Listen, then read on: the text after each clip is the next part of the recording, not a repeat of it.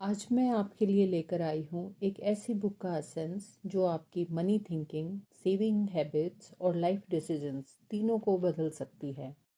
इस किताब का नाम है द साइकोलॉजी ऑफ मनी और इसके लेखक हैं मॉर्गन हाउसल।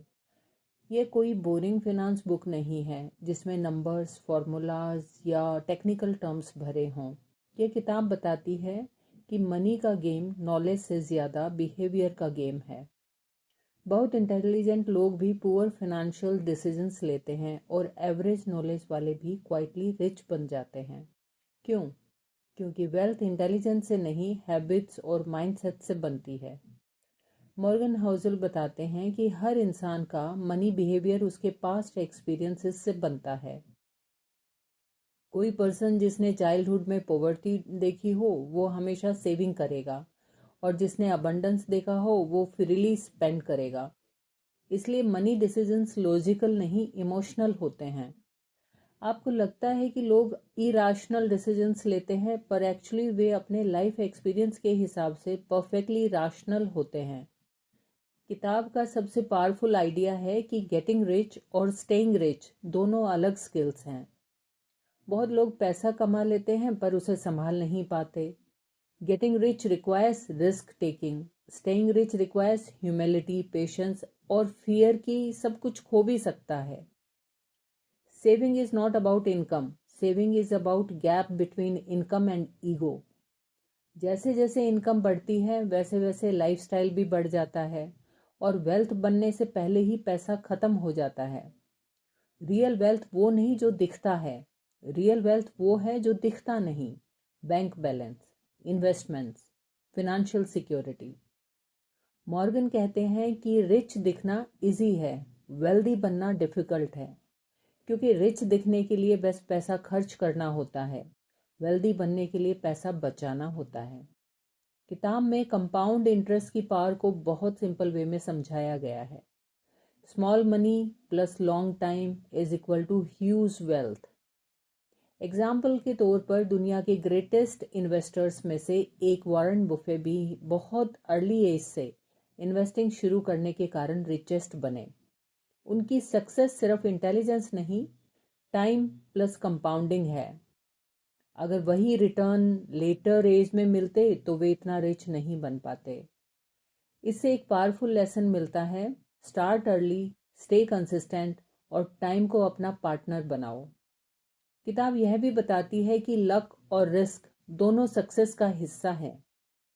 हम अक्सर सक्सेसफुल पीपल को देखकर सोचते हैं कि उन्होंने सब कुछ कंट्रोल किया, पर रियलिटी यह नहीं कि टाइमिंग, अपॉर्चुनिटीज और रैंडमनेस बहुत बड़ा रोल निभाते हैं। इसलिए कंपैरिजन डेंजरस है। किसी की सक्सेस स्टोरी कॉपी करके वही रिजल्ट मिलना गारंटेड नहीं। मॉर्गन कहते हैं कि फाइनेंशियल प्लानिंग में फ्लेक्सिबिलिटी जरूरी है। लाइफ अनप्रडिक्टेबल है। जो प्लान आज परफेक्ट लगता है वो फ्यूचर में यूजलेस हो सकता है। इसलिए स्ट्रिक्ट प्लान से ज़्यादा अडेप्टेबल माइंडसेट इम्पोर्टेंट है। एक और डीप आइडिया है, रीजनेबल होना और राशनल होने से बेहतर है। प्योर राशनल डिसीजंस थ्योरी में परफेक्ट होते हैं, पर रियल लाइफ में इमोशंस, अनसर्टेनिटी और स्ट्रेस होते हैं। इसलिए practical, comfortable decisions long term में बेहतर काम आते हैं। किताब में इंडिपेंडेंस को मनी का अल्टीमेट गोल बताया गया है।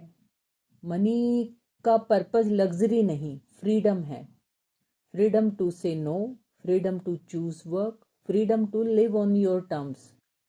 जब आपके पास इनफ सेविंग्स होती हैं तो आपको हर डिसीजन पैसे के डर से नहीं लेना पड़ता।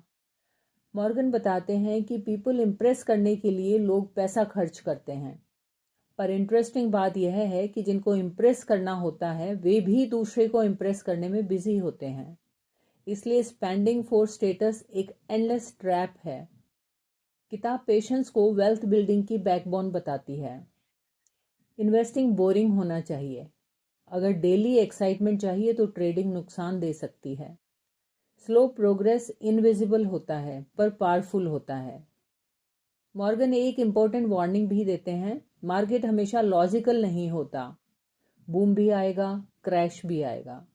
जो लोग पैनिक नहीं करते वही सरवाइव करते हैं। वेल्थ बनाने का सीक्रेट एक्स्ट्रा ऑर्डिनरी रिटर्न्स नहीं, consistency plus avoiding big mistakes है।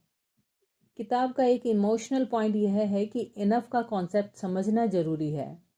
अगर कभी इनफ नहीं वाली थिंकिंग है तो कितना भी पैसा हो सेटिस्फेक्शन नहीं मिलेगा।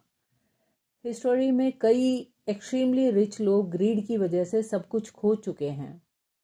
Knowing when to stop is wisdom. Morgan कहते हैं कि मनी हैप्पीनेस गारंटी नहीं करता, पर lack of money stress guarantee करता है। इसलिए फिनेंशियल स्टेबिलिटी मेंटल पीस देती है। बुक का कोर मैसेज यह है कि पर्सनल फिनांस पर्सनल होता है, कोई यूनिवर्सल रूल नहीं है। आपका प्लान आपकी पर्सनैलिटी, गोल्स और कंफर्ट के हिसाब से होना चाहिए। किताब पढ़कर यह रियलाइजेशन होता है कि वेल्थ बिल्डिंग कोई शॉर्टकट जर्नी नहीं, यह स्लो, बोरिंग, डिसिप्लिन्ड प्रोसेस है। और सबसे बड़ी इन्वेस्टमेंट स्टॉक मार्केट में नहीं, बिहेवियर में होती है। अगर आप सेविंग, इन्वेस्टिंग और मनी डिसीजन में स्ट्रगल करते हैं तो प्रॉब्लम नॉलेज की नहीं, हैबिट्स की है। और अच्छी बात यह है कि हैबिट्स बदली जा सकती है।